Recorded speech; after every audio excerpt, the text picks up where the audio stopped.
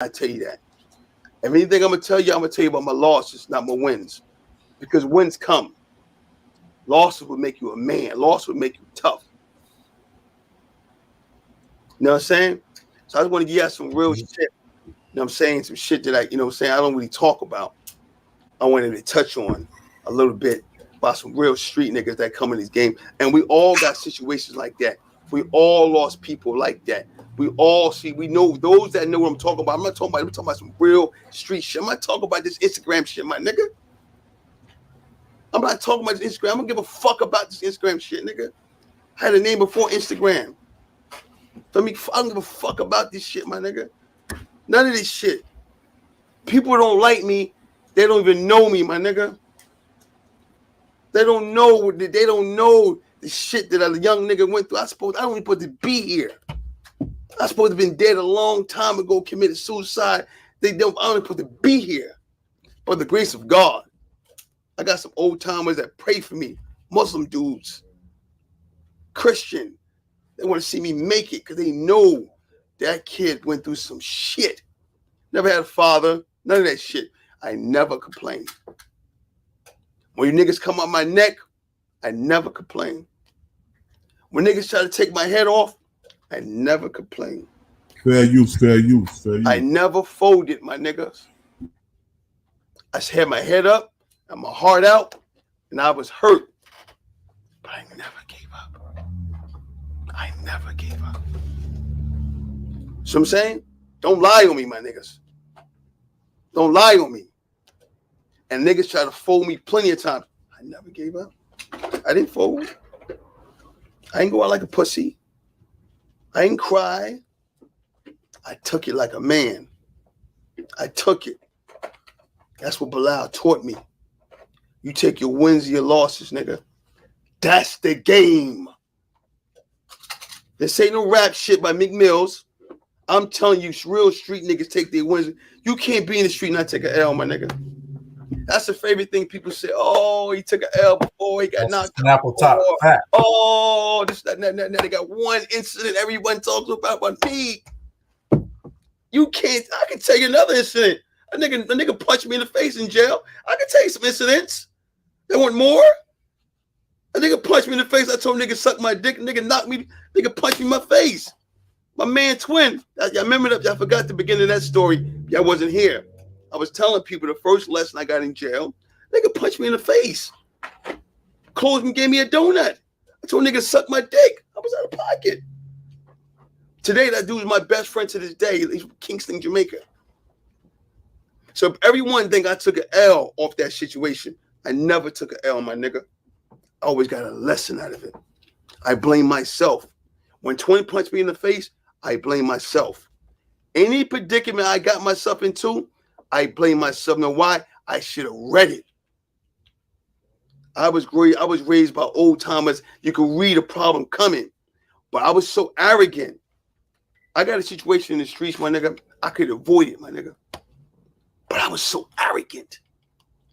Arrogant. When you're arrogant, you can't see nothing. I was so arrogant at one time, my nigga. I couldn't see nothing. But the world will humble you, my nigga. Tape alert on the beat.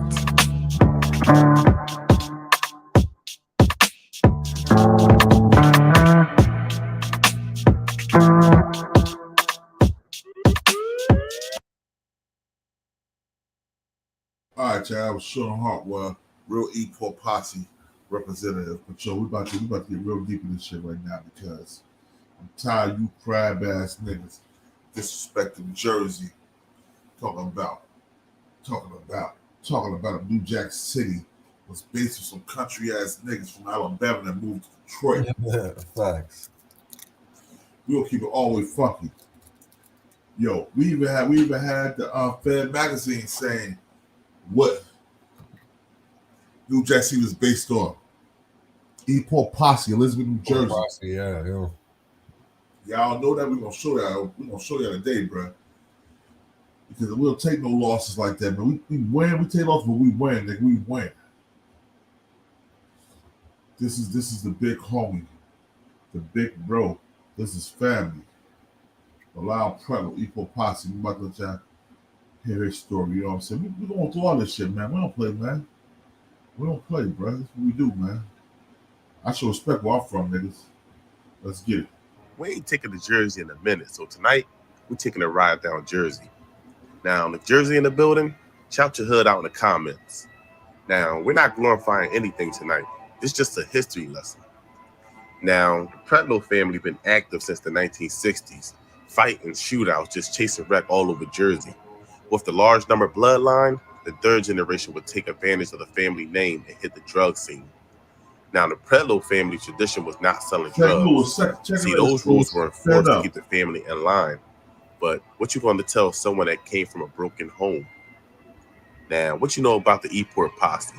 The name came from the majority of the members resided in the Elizabeth section of Elizabeth, New Jersey. Now, Bilal, a.k.a. Easy, and his brother, Robert, a.k.a. Wakil, would start an organization consisted of 2 drug distribution teams. The group was divided into 2 groups, with Bilal running phase 2. Now, Bilal Run started in 1987 in junior high school. He started off selling tree, getting it from the Jamaicans, and was doing so well. He and his friends was able to buy, clothes, jewelry, cars, have the pretty women. And he was a pretty fair guy also. He knew how to fight. See, a lot of people were scared of Bilal before the gunplay because he had put them hands on him. But yeah, he was selling lots of tree and blew up in a month. With connections in New York, he decided to step his game up to coke. But he knew it was serious business, and he didn't have any intentions on disappointing the connect. He was getting his work from the Dominicans in New York. The work was being transported in taxi cabs. Now, the trafficking network included Elizabeth, Newark, Linden, and Broadway. In March 1998, working with the Union County Narcotics Strike Force and the state police, the Elizabeth Police Detective Division began making a series of undercover narcotic buys from street-level dealers near the Pioneer Homes housing project in Elizabeth. The investigation dubbed Operation Pioneer. Now, November 9th, 1988, at 6 a.m., the Pioneer Homes and Loomis Street addresses in Elizabeth were with over 30 arrests, including Robert Pretlow. Items seized from 2 locations included an Audi sports car, a Suzuki, a Jeep, Nissan Pathfinder, $67,000 worth of cocaine, and $31,000 in cash, a loaded .22, and a loaded double-barrel shotgun. Now, one of the members decided to become an informant. Now, I don't think it's necessary to say his name on this public channel, but at Behavior Interventions, we help kids. The former they talk about is Muta Sesams. Muta Sesams, he taught us how to play basketball, football, baseball. He did all that to the kids, he did all for the kids, what I'm saying? But he did inform, and he did rap, so he got to wear that title. I know his ex-wife, I know his kid, I know his kids, all that. I know his first cousins, all his family. But he did tell, what I'm saying? So like I said, he taught us a lot. He showed us a mad love in the hood, what I'm saying? So I'm gonna say shout out to him for that, for telling. Get the 49311 with that, nigga. We don't do that shit. We stand up, niggas, man. We don't rap. He's the only one that ratted on Eport Posse. You know what I'm saying? We gotta talk about Lover Jade. Nigga Jamil. He's a fucking rap. Supreme rap. He ain't just ratted on Eport Posse. He ratted on niggas out of Pittsburgh and North Carolina, all that shit. 80% nigga wants to float on nigga. Let's keep it real. Let's go, man. Yo, this is my hood. I'm showing love, bro. Fuck that. Word. Let's kids go. with special needs. We help support families that have children. with his help, phones were tapped, warrants were issued, and more houses were raided. November 25th, 1988, 6 teens, including Bilal, was arrested. Bilal moved this operation to Linden to avoid the heat in Elizabeth. The police seized $133,000 worth of coke and $72,000 in cash. Now, Bilal was charged with being a leader of a drug trafficking network, maintaining and operating a drug manufacturing faculty, possession more than 5 ounces of cocaine with the intent to distribute, employee juveniles in a drug distribution scheme, and cocaine distribution within 1,000 feet of the school. He was told if convicted, he could be facing life in prison. Now, he will make the $250,000 bill, and 5 days later, Bilal and his brother will be involved in another raid. Man, the law was not playing around this time. It was, the war on drugs and shit. Now, the two received more drugs and gun charges. Now, Bilal was in the county with his feet up. He knew he had to run his operation from jail, so he made sure he had the phones on lock. Now, he would do this by having guys bailed out. He buying sneakers from everyone on his tier and promising jobs. Guys would give him their phone time. Now, you have, records show that some of his phone calls would last up to 3 to 4 hours. Now, he was known for spoiling his men, taking them, on shopping sprees every month, buying his men cars, giving money to kids on the street, the whole nine. It's been alleged that he once bought 5 cars in 1 week, and he had no license. Now, one day you could spot him pushing a canary yellow Caddy Eldorado with the yellow matching interior with the chrome piping, the Peugeot 505 with the tan leather interior, candy apple Benz, the Jeep with the bikini doors, soft top with the crazy sound system, banging party music with his name in it. Yeah, that was during the time where they used to make the custom tapes. They used to pay the DJs to say their names. Now, it's been alleged that Bilal and his brother Robert was able to get furlough while in the county. Now, furlough was just like a temporary release, like when inmates will go to work. But I don't know how these guys would get that. But these guys would receive, the paperwork. They would have paperwork sent to them about the informant. Now, while on temporary release, they would pay him a visit. Now, I'm not going to get too deep into it, but let's just say a hammer, machete, and an electric saw was involved. Now, I'm going to cover that on my Upper Echelon channel. So for all my Upper Echelon members, I'll cover all the bodies that's tied. All right. Now, the machete and the saw, right? That's what they use to chop up Muta Sesso's body. They cut up his body and had him in all different bags, placed all over Union County, New Jersey, and some parts of New York. It was also alleged that his head was being played kickball with in the Pioneer Home Project by kids because they had his head in a bowling ball bag. Now, I wasn't there to see the head being kicked around, but I was in the Pioneer Homes at the time I lived there, and I heard about it. I was a young kid, you know what I'm saying? But also understand that Bilal paid off a lot of people for a lot of shit he did, and the people accepted it because the money was involved. You dig what I'm saying? Yeah. So, what he ain't talking about, I know. So I'm telling you what happened. Let's keep big going. money's involved, a lot of niggas turn the other way, turn the other cheek. Facts. Just not where it goes. Tied to the organization. And it's way darker than you expected when I cover the stories. You'll look at these men different. So if you're not an Upper Echelon member, join now. It's worth it. Now, Bilal will end up making bail. And thanks to the help of his guy, Sean Hartwell, he was able to get the bail down to $500,000. And he will pull some strings to get it done. Now, Robert will make the $250,000 bill. Now, they will get out, and Bilal will call a meeting with drug dealers from all over Elizabeth to let them know he didn't want their territory or nothing, but they're going to take his product and get with his program. And if anyone wanted to dispute that, he's killing them on the spot, no questions asked. Now, the problem with that is he's tried to get the older fellas that have been in the game longer than him to get with the program, telling them that they can only sell heroin. And I'm pretty sure they looked at him like he was crazy. But there was a kingpin named Bobby Ray Davis that was fresh home. He was doing this thing, and he was in the field way before Bilal. Now, Davis. Now, Bobby Ray, that's my boy Rocky's father. Now, Bobby Ray, he just had came home, but him and his brothers, the Davises, not the Davises related to the Colonel, but the other Davises, they was heavy in the streets of Elizabeth, And he gave him an option, and that's when bloodshed started. We can go back and let him finish telling about it. Then I'm gonna tell y'all about it because I was there. I seen it. Davis was the alleged heroin king. He was one of the few that came to the agreement with Bilal to only move heroin. But shortly after the agreement, members of the E-Port posse came across some of Davis' men hustling coke in the Pioneer projects. Now, July 9th, 1989, Bilal, Sean, and others jumped one of Davis' men that was spotted dealing coke. Now, later that day, almost around 11 p.m., Davis and a few of his men spotted Robert, and he was gunned down. Now, Robert ended up dying in Sean's arms. Now, that same night, Sean, Bilal, and Irvin was riding around heavy looking for ops, but the cops got to them and charged them for gun possession. Now, the cops thought Sean was responsible for Robert's death because he had blood all over him. Now, that very next day, one of the brothers named...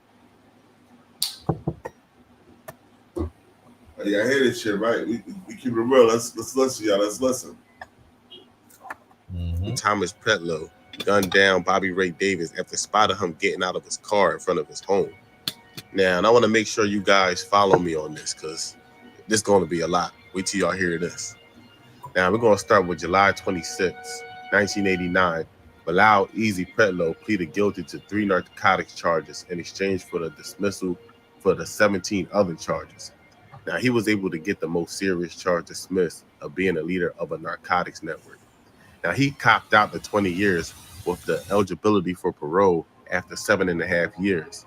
Now, shortly after, he will be charged with running the organization while incarcerated after his phone calls were tapped. Now, not only that, but they were linking murders to the organization. July 27, 1989, they returned an indictment charging Bilal and several others with over 35 counts of drug trafficking. January 25th, 1991, they handed down another indictment, which was a superseding indictment, including Bilal and several other members with over 35 counts of drug trafficking, violent crimes, and racketeering. Now, if I was his lawyer, I would have just quit at this point. Now, Bilal's criminal enterprise charge carried the death penalty. They wanted to put the E-Port Posse chapter to rest. Now, it became the first death penalty case to be tried in New Jersey and second in the nation under the new death. All right, y'all. Hold on one second. Let me go back. That was the first death penalty case? Yeah, that's the first death penalty case in Lisbon, New Jersey, man. New Jersey, period. First death penalty case, bro. Let me go back. I don't want you to miss nothing. You know what I'm saying? Let me go back.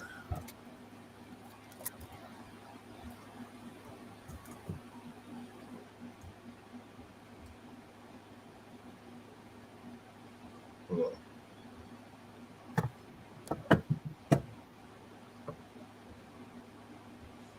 So while y'all niggas talking, New York and Philly was the only ones out here getting that fucking bread. Jersey niggas did the same shit, man. It wasn't just North New Jersey, it was Elizabeth, New Jersey too. Let's keep it funky, you know what I'm saying? How these white guys niggas said, let's keep it Glico. And white guys right niggas, let's keep it Glico. Well, let me see this shit. Let me see. Why they always trying to leave Jersey out, man? Because niggas don't like Jersey niggas, man. Because everybody around the world love us. Right. We go.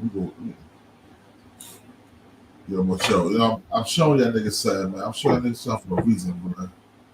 Because this is where I'm from, yo.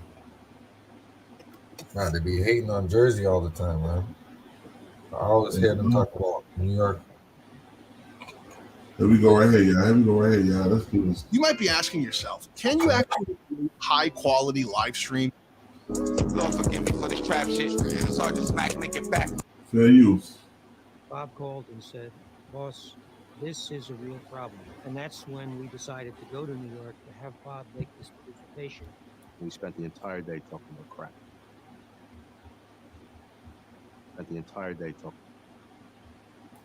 Fly like Puerto Rican Jesus. Uptown like my baby made just for the touchdown from the bay. June of 1986, Bob Stutman was finally able to convince DEA chief Jack E-Port to come to New York to discuss the crisis. Bob called and said, boss, this is a real problem. And that's when we decided to go to New York to have Bob make this presentation. We spent the entire day talking about crack and what it was doing to the Content creator like me. City Police Department We had great relationship with us, but they were upset because we weren't working with them. And so we spent the day, and Jack Long walked away, said, "You're right." Coincidentally, it was the same day that Len Bias overdose death occurred in Washington. As the meeting broke up, they heard the news. The brilliant college basketball star Len Bias had died of a cocaine overdose the night before, just 2 days after signing with the Boston Celtics. Oh, Bias looks.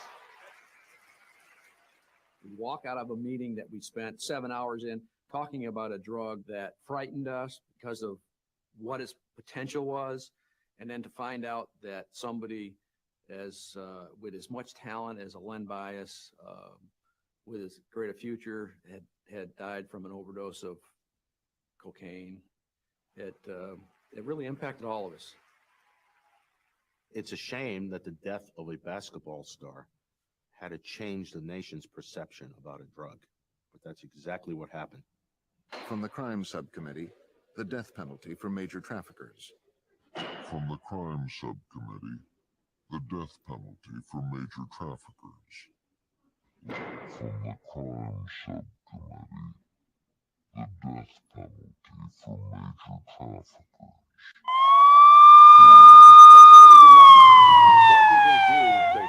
This is Eyewitness News at noon. Good afternoon. I'm Bob Goldman. I'm Andrea Rowan. A local success story took a tragic turn this morning. Len Bias, the Maryland University basketball star on his way to becoming a world champion Boston Celtic, died of an apparent heart attack today at Leland Memorial Hospital in Prince George's County. Dave Statter is at the College Park campus of the University of Maryland with this live update. Andrea, this is Washington Hall. This is where Len Bias collapsed early this morning in this dormitory here on the University of Maryland campus. He was talking to some friends early this morning when he collapsed. Doctors say he died of a heart attack, cardiopulmonary arrest, but what that means or what caused that heart attack, we don't know. And at this point, we don't know what the real cause of death for this 22-year-old rising star of the Maryland basketball team and eventually the Boston Celtics. Bias was rushed to Leland Hospital early this morning by ambulance. Following him to the hospital were friends and relatives and fellow basketball players from the University of Maryland campus. A lot of people came from the nearby Adelphi community. Bias went to Northwestern High School not far from the hospital. Many of his friends showed up at the hospital, obviously very upset over this news and this latest turn and the end of this tragic career for the University of Maryland basketball star. From what we understand, CPR, cardiopulmonary resuscitation, was started right away as soon as Bias collapsed by some people that were with him in the room here at Washington Hall. Prince George's County ambulance took him to the hospital, and Dr. Edward Wilson of Leland Hospital worked on Bias. At this point, it's cardiorespiratory arrest. It's now a coroner's case. The body will be sent to Baltimore. Further information will come out of that department. We don't know what caused the death. He was circulating blood well, so it looks like there was no internal bleeding. Investigators say they have 4 hours of his life. From what we've been able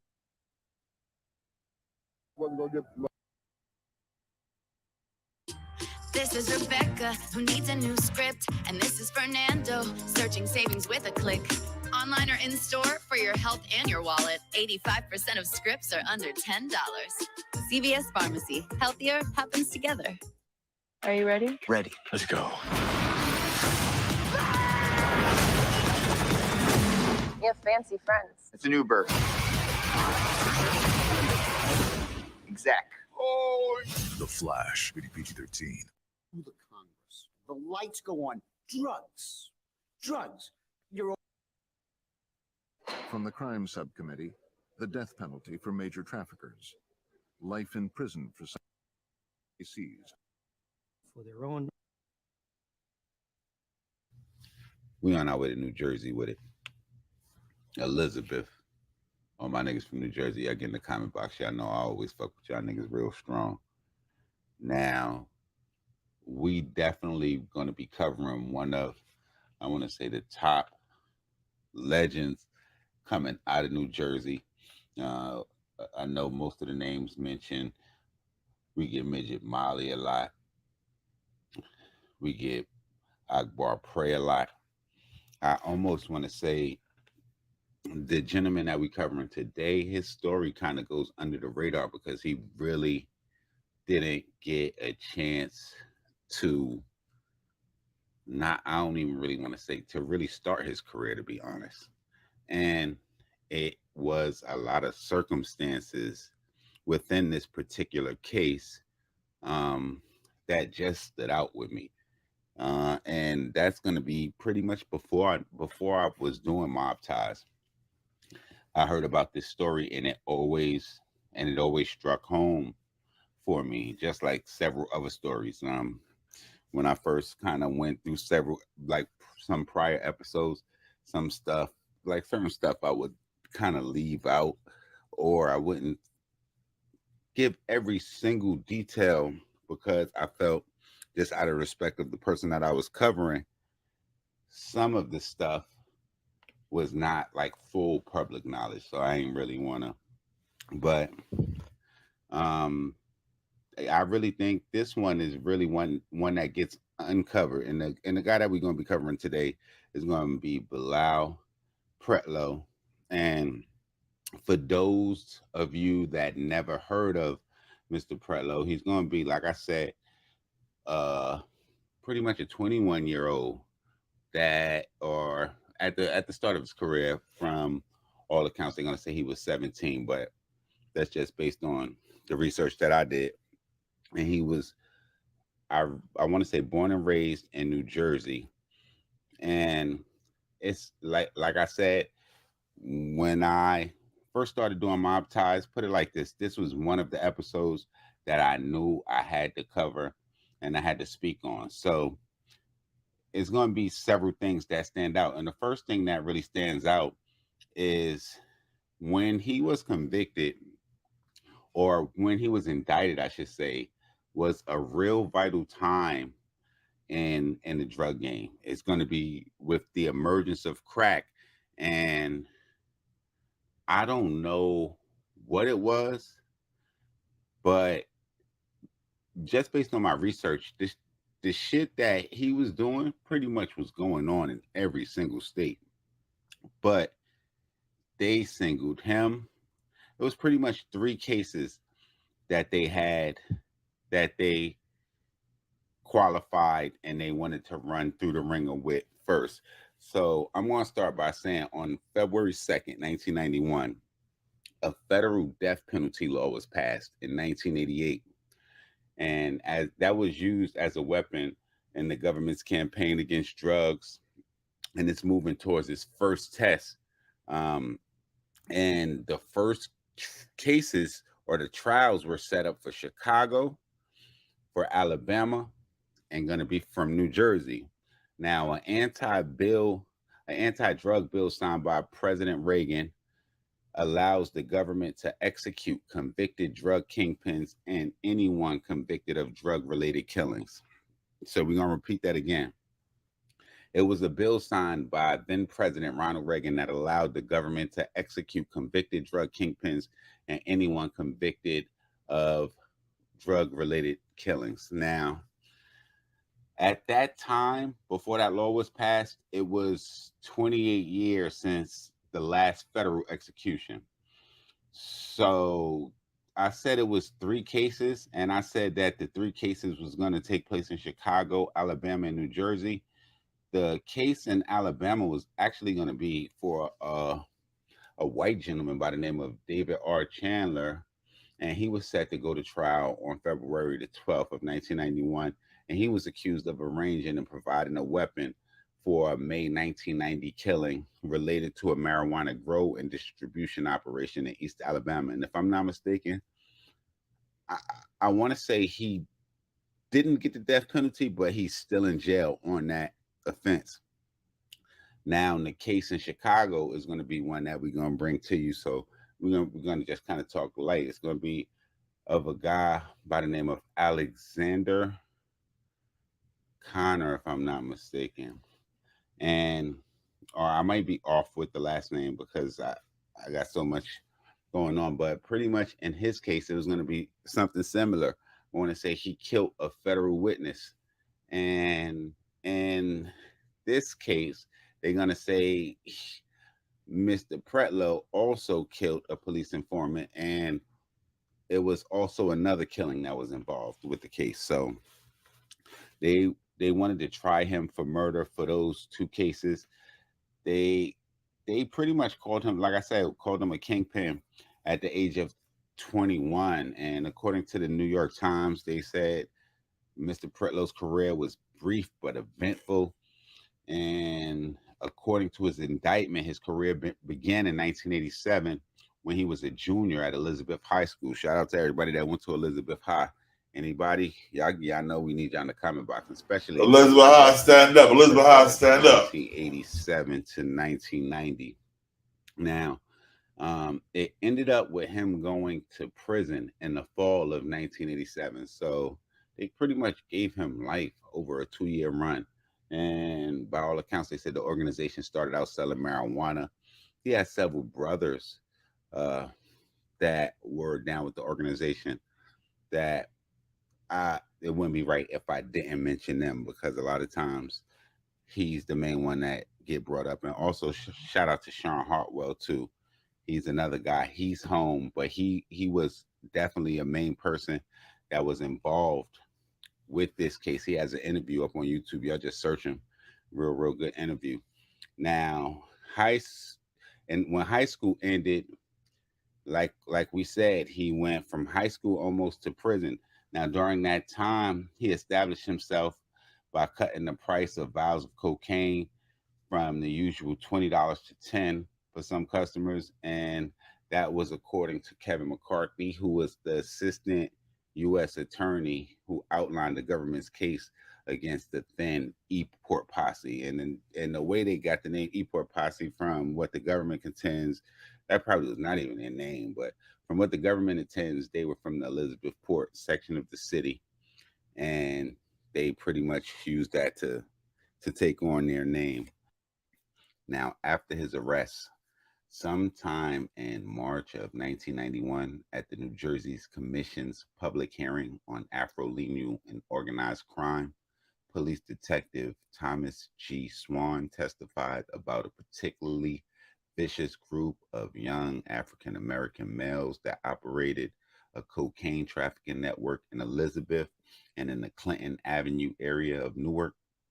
And in March of 1988, working with the Union County Narcotics Strike Force and the state police, the Elizabeth Police Detective Division began making a series of undercover narcotics buys from street-level dealers near the Pioneer Homes housing projects in Elizabeth.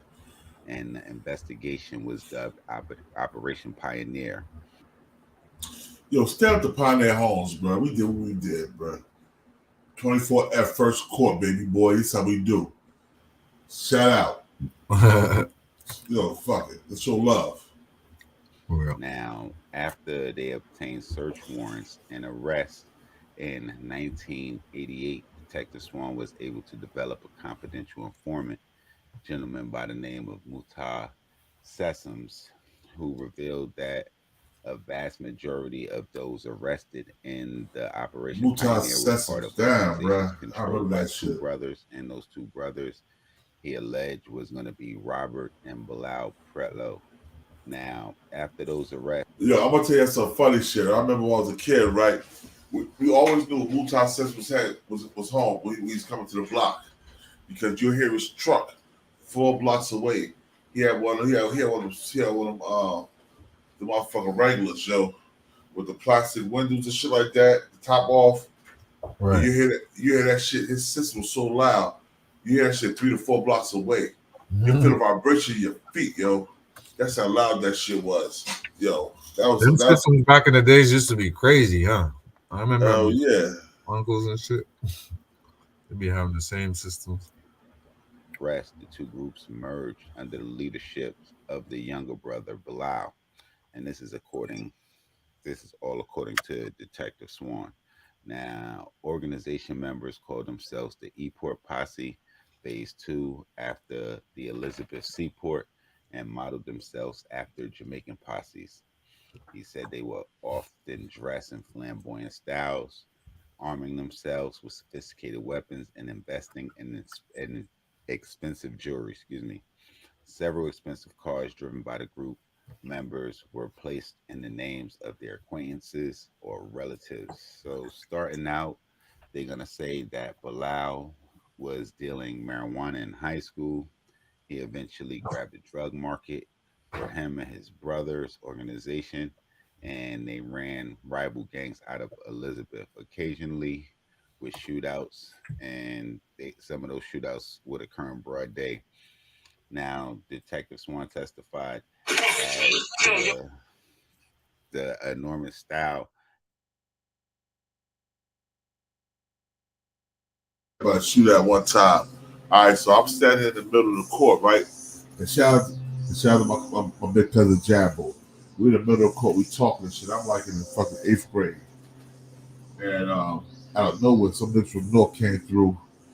They shooting over the niggas from North. Jabbo pushed me down.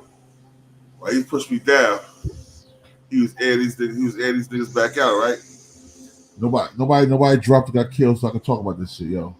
But yo, that when they said shoot us in broad day, it was shoot us in broad day where I'm from, yo. Real talk. Shoot us in broad day. I'm talking about I'm ducking bullets in the 8th grade, yo. For real. Salute. I got my boy Cross in the building, the plug. Salute everybody. Salute. It's the Plug Podcast. It's the Plug Podcast. The Plug Podcast. We got my man Mac Mizzle for Shizzle up in here. You already know. Yeah, you know we do, man. But yo, this is Eastwood, man. Stand up Eastwood, man. I'm so love to my town. Equal Posse. All that. Let's go. Posse. In which Bilal pursued his goal to expand the drug market. They said he pretty much had meetings of drug dealers from all over Elizabeth and a Central New Jersey restaurant. That he indicated that his intentions to control the drug trafficking market in Elizabeth, and he threatened that those who would not go along with him would face reprisals from his group. Now, Detective Swan testified that the group's cocaine supply came from a Dominican by the name of Benson, who was located in New York City, which is not far from New Jersey. And the cocaine generally transported to the city of Elizabeth in taxi cabs. Now, in 1989. I'm Nick Nimmin, and I'm a StreamYard user. For the last 6 years, I've been live streaming consistently to YouTube and Facebook and everywhere else on the internet that would have me. And during that time, I've had the opportunity to use pretty much all the live streaming software that's available. Once I discovered StreamYard and found how easy it is, I was sold right out of the gate.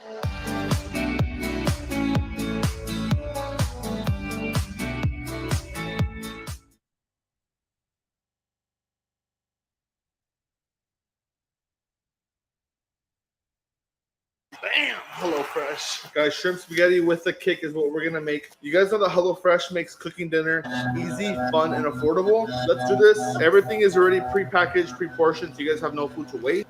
The group was distributing kilograms of cocaine, resulting in profit of hundreds of thousands of dollars per week, according to the detective. And he said law enforcement strengthened this resolve to deal with the E-Port posse as violence surrounding its operation escalated.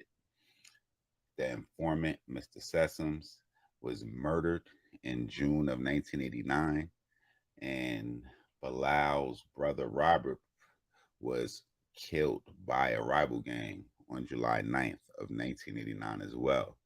Now, there's going to be the day after a third brother that we mentioned his brothers earlier, Thomas.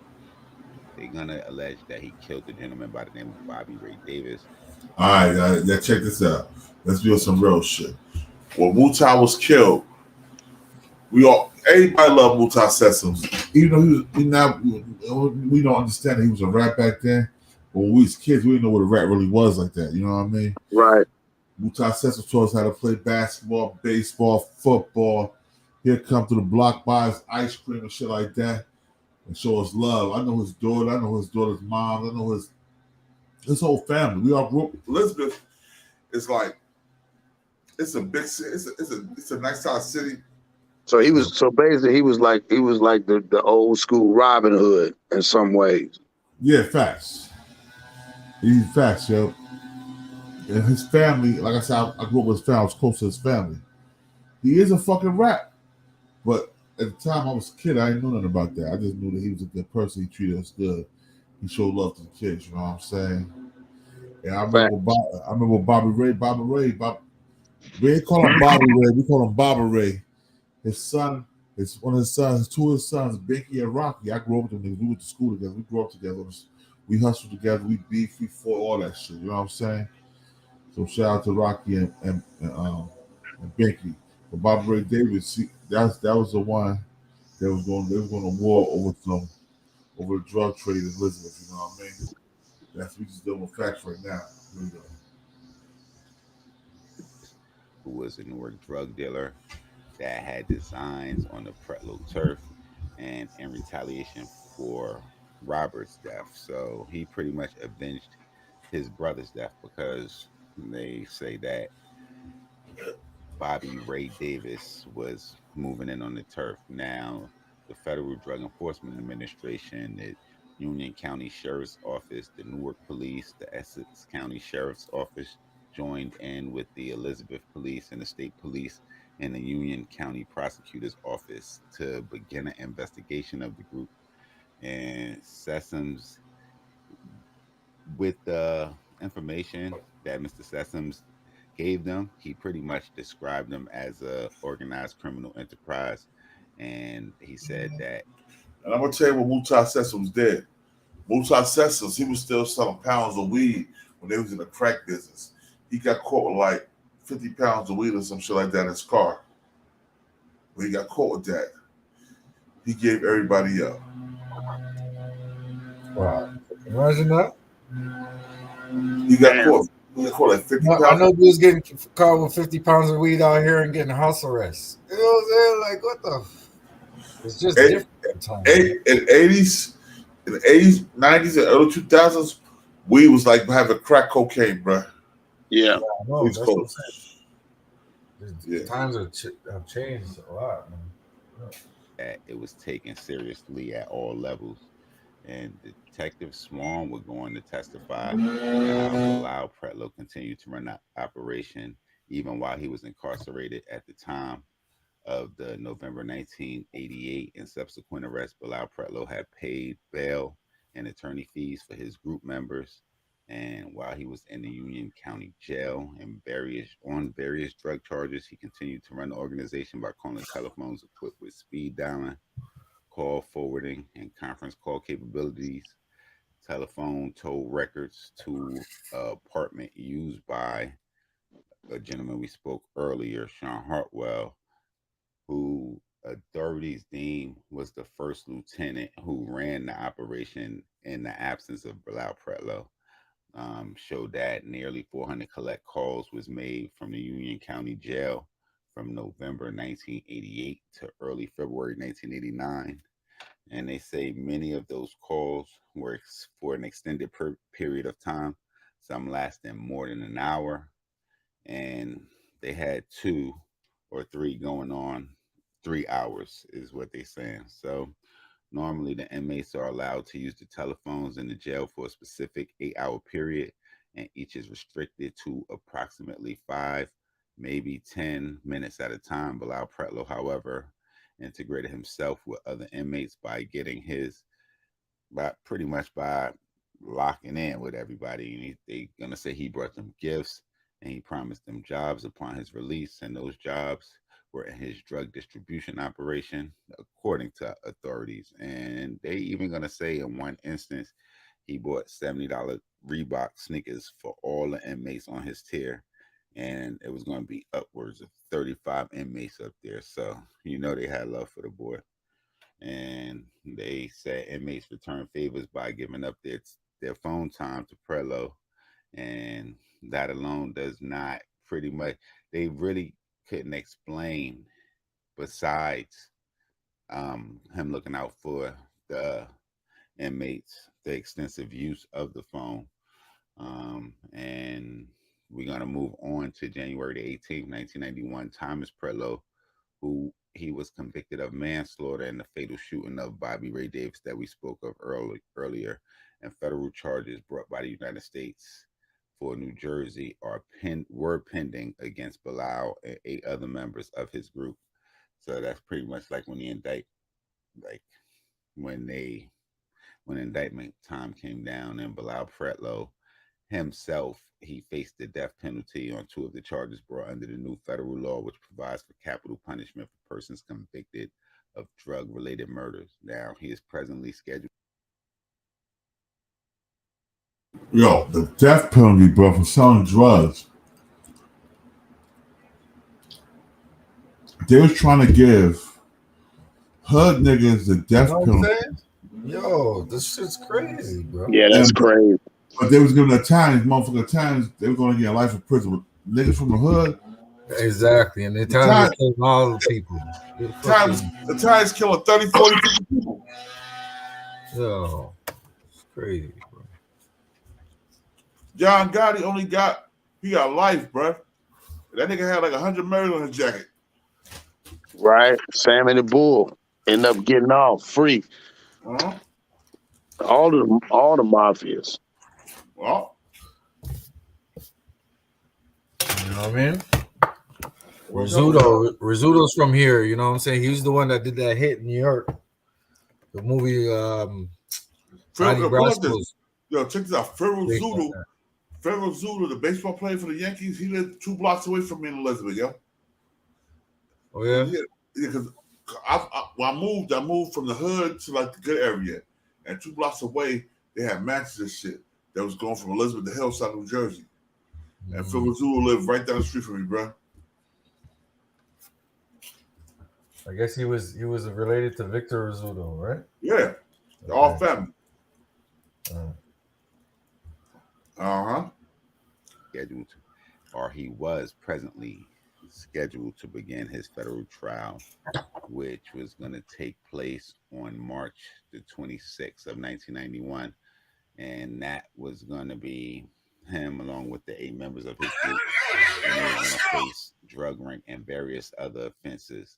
And he pretty much was looking at anywhere from going free to the death penalty. So with being a 21-year-old, you got to imagine the amount of pressure that was on his shoulders. So with that being said, it's going to be sometime towards the end of 1991. And I would say right before New Year's, UPI News reported it on December the 30th, 1991, where Bilal, at the age of 21, was found hanging by a bed sheet, and it was on a Sunday in a shower at the Union County Jail in Elizabeth. First of all, let me say something about that. I was in Union County Jail in Elizabeth for years. But there's no way you can hang yourself from a bed sheet in a shower in Union County Jail unless somebody did it. Exactly. How do you do that? Right. The shower's not even that tall, bro, to hang yourself from, yo. How you gonna hang yourself from the shower? The shit not that strong. Yeah, you would have to hold your legs up. Yeah. How you hold your own legs up? Or either hog tie your legs. Yeah. Yeah. No man can hog tie their own legs, yo. Exactly. Right. That's what these niggas saying, though. Hold.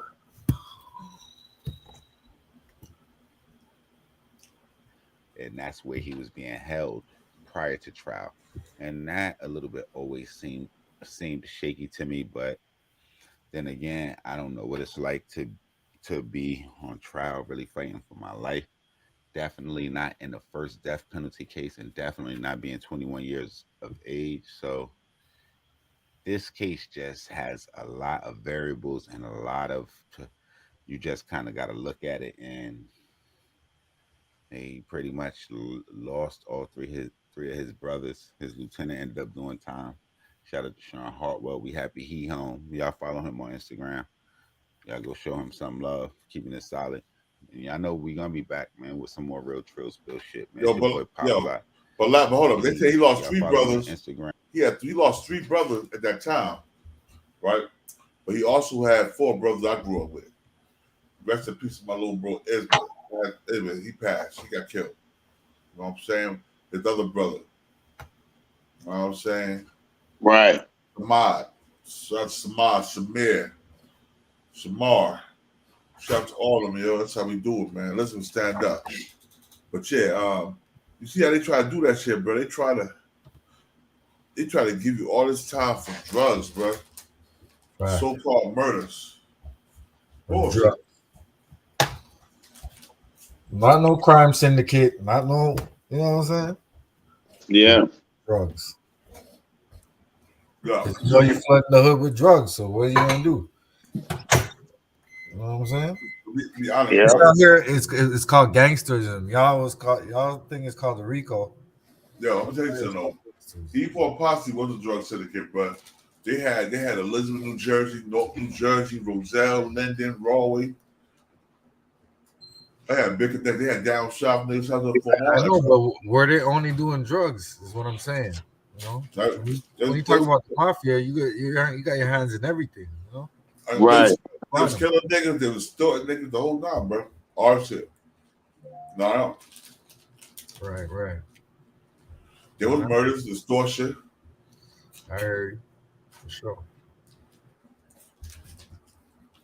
So, what you think about this cross? Yeah, I think I'm with you on that. I just think it's crazy, like you say, back in the days. You know what I'm saying? 50 bowls, you going to want to kill you. With some damn weed. You know what I'm saying? And I think they just hated them enough. They wanted to get rid of them so bad that they was just trying. You know what I'm saying? It's crazy. You think about back in the days with prohibition, they ain't even to go that far unless you kill somebody. But Jack Kennedy was down with the whole Italian mafia killing motherfuckers. They ain't never. His son became president and a fucking attorney general.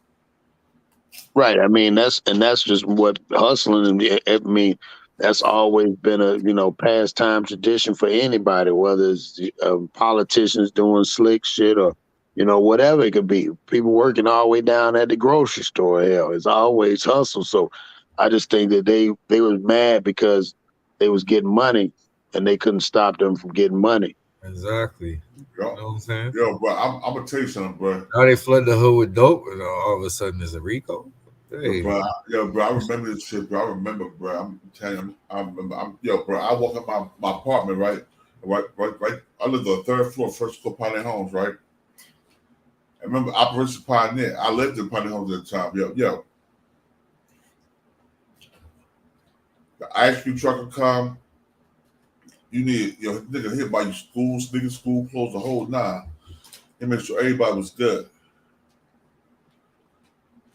And I think that's another reason they hate him because he did look up for the hood. He did some foul shit now. Don't get me wrong. He did some foul, fucked up shit.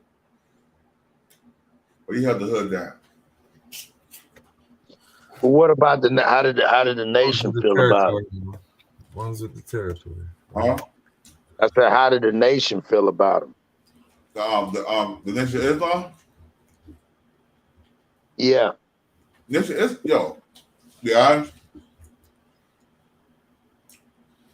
The Nation of Islam never even talked about him, bro. That's what power he had. It was quiet. It's crazy because I always want to know because I know Islam is big, especially back then, and to think that they would allow. Yo, hold up. Black to the P. We grew up together. He's from the same area I'm from. He could tell you how that shit was, bro. Drop the link. Let him hit the link. Yo, Black to the P, hit the link. It's the link is in the chat, bro. He'll tell you, bro. That shit was crazy when he was growing up, man. We seen this shit, bro. That shit fueled New Jack City, you're saying? Well, matter of fact, he gave the link on something for right now.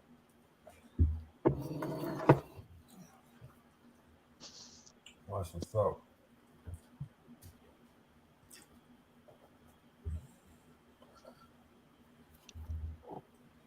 Right now, yo. This is crazy though, bro. I remember this shit, bro. I said Black to People remember this shit too. They said funny, I don't see it. The link.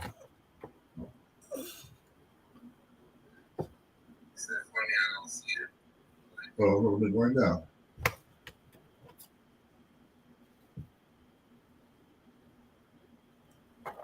The link dropped, brother. Link dropped. See, pop it up. There you go.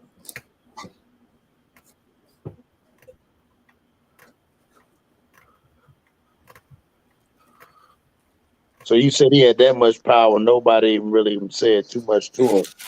Right. He had the Elizabeth Police Department in his pocket. Matter of fact, like 4 of his cousins was a part of the Elizabeth Police Department, right? Man. He got this shit on lock. Yeah. 4 of his cousins were part of the Elizabeth Police Department, bro. Uncles, Elizabeth police officers. Shit like that. They working for the Elizabeth Board of Education, all that shit, bro. That family had that shit.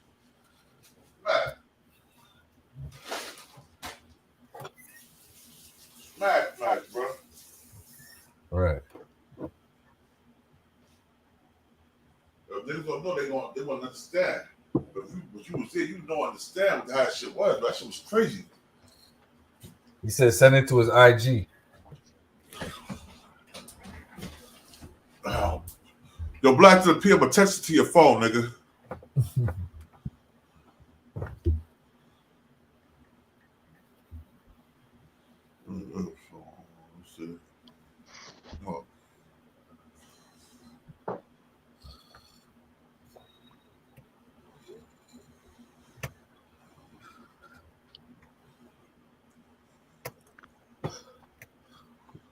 I just texted your phone, bro.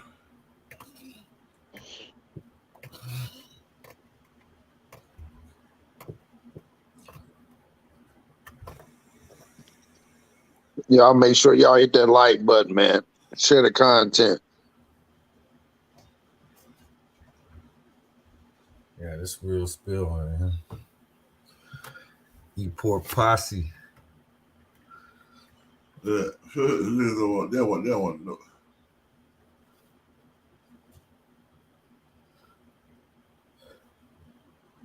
When did that movie New Jack City come out? Came out in like 89, right? Oh, here we go. Here we go. Black to P right here. Yo, what up, boy? What's good? What's good, bro? What's good? Let's keep it real, bro. Salute. You remember when Epo Potts came back out with his kids, bro? Hold up. Do you remember when Epo Potts came out with his kids? When Epo Posse was out? No, well, not even Epo Potts. Remember what New Jack City came out with his kids? Yeah, right. Everybody was saying it was based on Bilal and Epo Potts, right? That's a fact.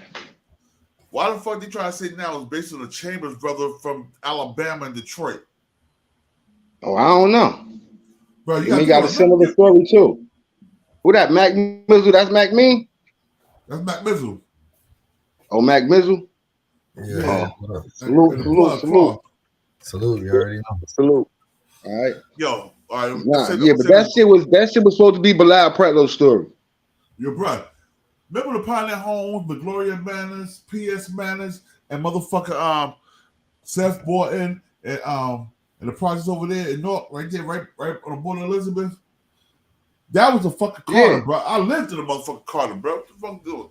Oh, the Carter is based on that. Seth Borton, Dayton Street Project. Yeah, Elizabeth, Pioneer Homes, the Gloria Manners, Bayway, P.S. Manners.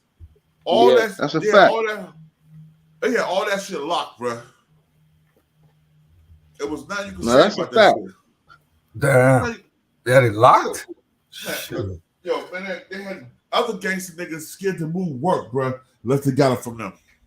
Yeah, it was agreements all around town about who was selling what, where they were selling that, and how much all that was agreed upon. You had to get your work. You had to get your coke for Bilal. Period. There was no. A couple of niggas got killed because they didn't. That's a fact. No, that's a fact. I mean, he walked around with heads and all types of shit. Yeah. Well, I'm telling you, Mutai Sessa was the first one who turned stage.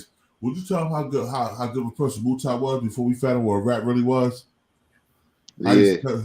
That nigga used to come to the hood, teach us how to play basketball, football, baseball, buy us ices, the ice creams, whatever the truck came around. You know what I'm saying? That's who he walked around the apartment with? Yeah, Mutai Sessa, yeah. I ain't know that was Mutai. Yeah. Cause yeah. Yeah, that's crazy. Yep.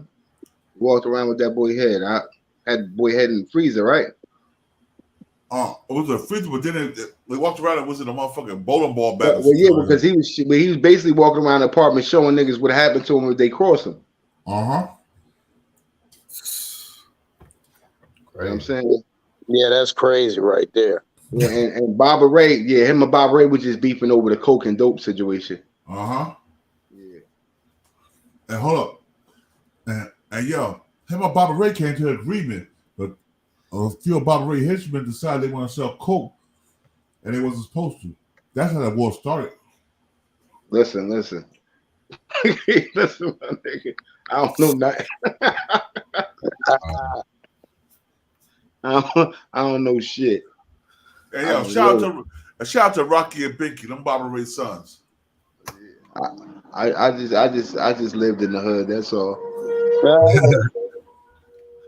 I'm from that era. Hear no evil, see no evil, speak no evil. Man, that's old now. All them niggas dead in jail. Some niggas never come home. So shoot, bro. That's I ain't trying to open up no investigations. Nigga, the investigation's been open, nigga. Some new shit. They got kids out there. You just said it. Right. Their kids not built like their daddy. Hey, these new niggas is different. My kids ain't built like me. They different. Right. That's real talk. Yeah, Word up. That emotional shit is the emotion is built up.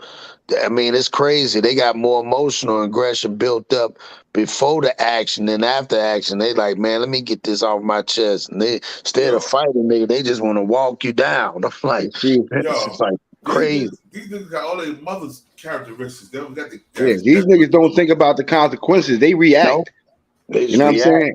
And then they think about the consequences when it's too late, and that's what leads them to telling. That's why there's more telling going on now than ever. Facts, facts. Them niggas, they don't think about the consequences until it's too late, and them niggas start telling. That's the only option they got left. After you done did something, nigga, the only option now was tell or pay the consequences. And these niggas ain't built to pay consequences.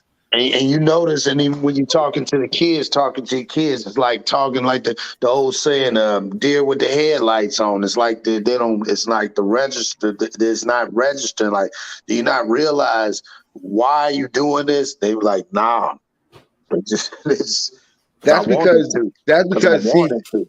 we no longer download information to our brain. We no longer build our brain. These kids, information is being uploaded to these kids' brain. So when you download, you are in control of what's being downloaded. When they upload, whatever's on that hard drive is what's being uploaded. You know what I'm saying? So these kids are they don't build their brain no more. They being told everything is at their fingertips. Siri, this, Alexa, do this, and call grandma and call mommy and shit like that. Niggas get locked up, but we got locked up. If we got locked up when we was young, we knew numbers by heart. These kids need their phones. Yo, I need my phone. I need to get my mom and my girl number. Yeah. Facts. That's because this information is being uploaded. This information is being uploaded to your brain. It ain't downloaded, so it's not there permanently. No, that's I know grandma number from motherfucking 91. A piece of the guy Paris Time. We used to know all the Paris numbers Time. by heart. I still know my grandma's number from fucking 88. Facts. 908, hold up, 908-558-1431.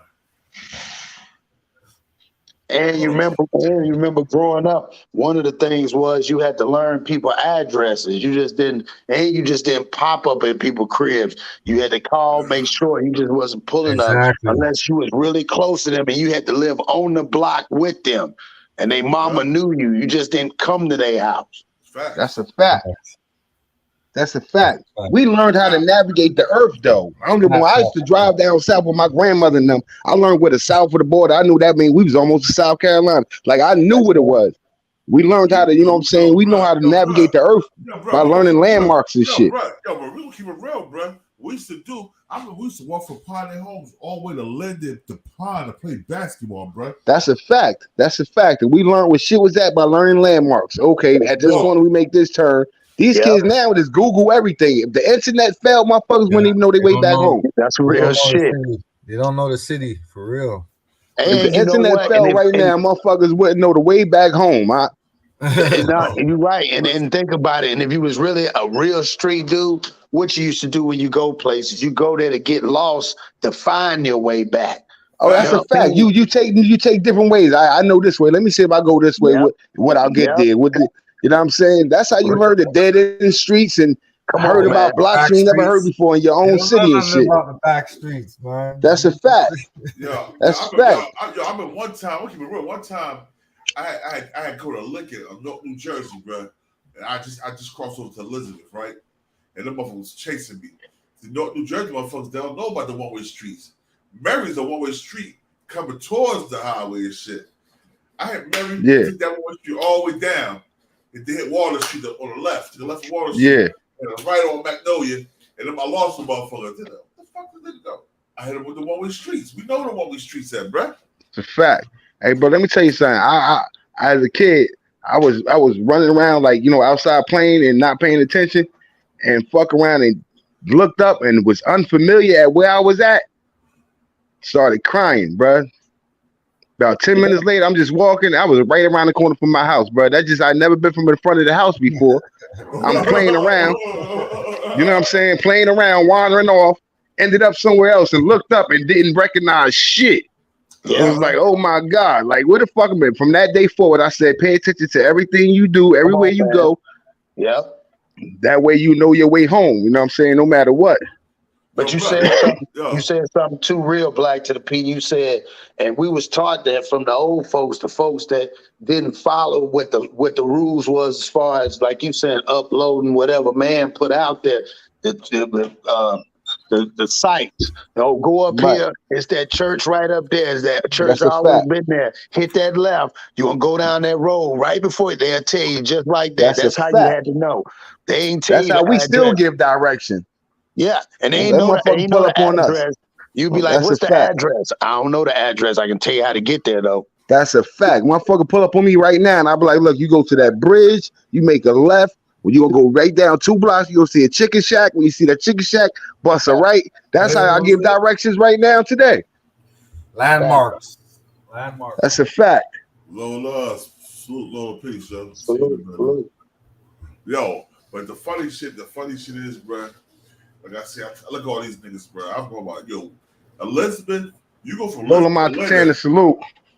You go from Elizabeth to Linden, New Jersey. You called through 3 towns already, yo. Yeah. You go 3 towns. We walked that shit. We walked that shit to play basketball. That's a fact. My father lived in Roselle, so I used to walk to Roselle all the time.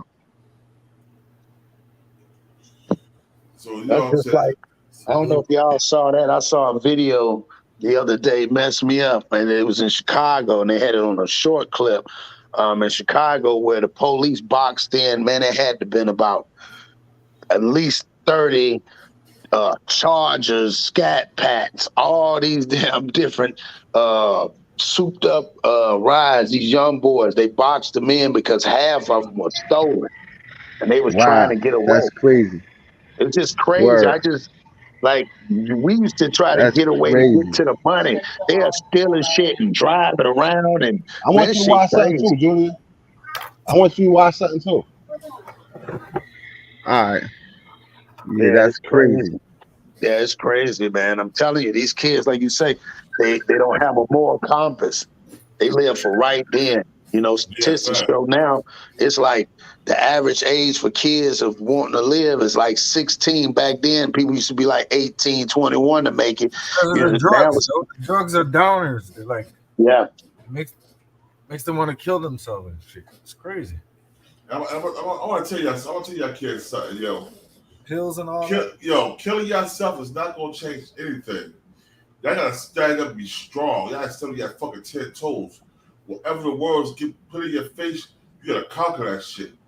You can't think about suicide or I don't want to be here. Nah, motherfuckers, live your fucking life. Grow the fuck up. Yeah. Be strong. Be strong, man. I don't give a fuck what. No matter what I go through, I can be broke, homeless, or sleeping on a motherfucking bench. I'm not killing myself. Don't want to do. I'm gonna find a way to get that money so I can get the fuck off this bitch. Right. No, that's real. And then you know what? Another thing too was, and we was talking about it last night. My homeboy was on my show, and we was talking about a lot of times kids. And he said something on the head, hit it right on the head with it. He said self-evaluation. They don't know how to give their self. They don't know how to critique themselves and be honest with themselves. You see what I'm saying? They don't have any self-evaluation. They motivated, but the motivation ain't where it's supposed to be because they don't say, well, damn, they can't sit back and say, but damn, because most of the times when we were growing up, it was like, what would our mom and daddy or our granny or somebody say? But they kids nowadays can't say that. Hell, have they grannies damn near about 10 years, 15, 12 years older than them. So they don't see what we used to see. Yeah, that's true too, you know. That's true. But so like I'm saying, I think this show today, man, to shout out my fucking city, man. Elizabeth, New Jersey, E-Port, E-Swift, E-Port Posse, Phase 2, Phase 1, the Get Along Gang, South Park Street Posse, motherfucking Florida Street Posse, motherfucking Capitol Street Posse, East Grand Street. You know what I'm saying, nigga? We get it in, bro. Fact. That's why I did this show today, bro. I got tired. I was listening to motherfucker talking about New Jack City was based off the Chambers Brothers. No, motherfucker. I remember when New Jack City came out. I went to the 11 theater to go see the movie, bro. Niggas was always doing that. They was talking about it was based on Bilal Pretlow and E-Port Posse, bro. Back then, in the 80s, bro. Right. So how the fuck is based on the Chambers Brothers now? Fuck them country bucking niggas, man. Them niggas left Alabama and went to Detroit and made money. But the niggas also let a white boy rattle them and ruin their whole organization. Right. White boy Rick. White boy Rick. Yeah. Oh, shit. Oh yeah, white boy Rick. Yeah. He ruined their whole organization because this nigga was writing since he was 12. Since he was 12? God damn. White boy Rick, he started rallying things so he could save his father. And he got a drug game. And when he got a drug game, he started giving the federal government information on the Chambers brothers, other brothers out of Detroit. You know what I'm saying? Yeah, because he was because the whole thing was he was smashing the mayor's daughter, which is the same dude. You remember first? You remember the Chambers? That was the Chambers boy's wife. Right, but I'm saying I know that, but I'm saying it was the mayor was the girl's daughter that he was smashing. Yeah. That's why he made sure he stayed in there. The guy that was the chief of police in the Beverly Hills Cop movie, the first one, the black dude. He was the mayor, yeah. Yeah, he was the mayor of Detroit. Damn, he was getting a lot of money, dog. He was balling. And then that white boy came in and he didn't like that, and he started smashing his daughter, and that's why his ass couldn't get out. Cause shit, he was like, nah, because he took a lot of people down. Yeah, he did. And he did it. I'm keep real. Boy was so young, he didn't know what the fuck he was doing, bro. 12 years old, 11 years old, 13 years old, bro. Well, I'm from, you knew you were a rat, you can't tell them motherfuckers, but the white motherfuckers, they was telling motherfuckers anyway. They didn't give a fuck on that rat shit. They didn't know what it was to be a rat. Yeah, it's true. They have no code of conduct, but yet still, they never get locked up. Yeah, like I said, man, fuck it. I'm gonna say it again. Shout out to Elizabeth, New Jersey, E-Swift. Stand the fuck up, E-Port Posse. All you niggas, the Get Along Gang, the Phase 1, Phase 2, Capitol Street Posse, South Park Street Posse. Let's go. PS Matters, Bay Way. Let's get it, bruh. We did it, bruh. So fuck what everybody else think. We did it. That's real talk, yo. But yo, man, I appreciate everybody for coming up here, man. I had to show my husband some love. We the real New Jack City motherfuckers. Hold on. Look at these motherfuckers in the eyes real quick. Hold on, look at these motherfuckers in the eyes real quick. Take these shades off and shit. Nigga, we the real New Jack City motherfuckers. Elizabeth, New Jersey, stand up. I'm gonna tell you something. I'm gonna keep 100%. I'm gonna keep $150 with you. Them niggas in Harlem, New York, didn't make no money like Elizabeth make money, nigga. That nigga Alpo, Rich Porter, AZ, they ain't had no money like them niggas from Jersey. I ain't gonna say Jersey, period, bro. The things at Elizabeth North, we had that big bag, yo. Big bag, take little bag, nigga. That shit was long. We had, the niggas, where I was from, the niggas had money their money was train smoke long, nigga. Train smoke. Choo choo. Let's keep it real. That money train. That money, the niggas from Harlem only had block money. We had Jersey long money, yo. Longer than train smoke, nigga. For real. I ain't said I had it, but I see niggas that had it. I was around it. I remember them niggas, yo. So shout out to my niggas, man. Rest in peace to the ones that didn't make it. And yo, we ain't no Bloods or no Crips. We doing our own thing. BET, we just started this own game. Like, nigga, what? Salute. Salute, man. Appreciate y'all for coming out, man. All right, peace. Peace.